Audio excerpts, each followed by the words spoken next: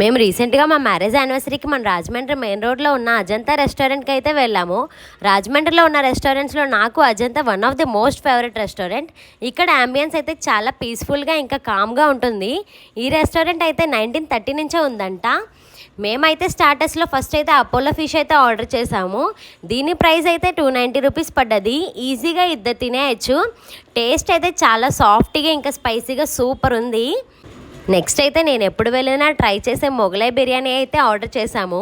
అజంతా రెస్టారెంట్కి వెళ్తే ఇది అయితే మస్ట్ ట్రై. దీని ప్రైస్ అయితే 340 అలా పడ్డది.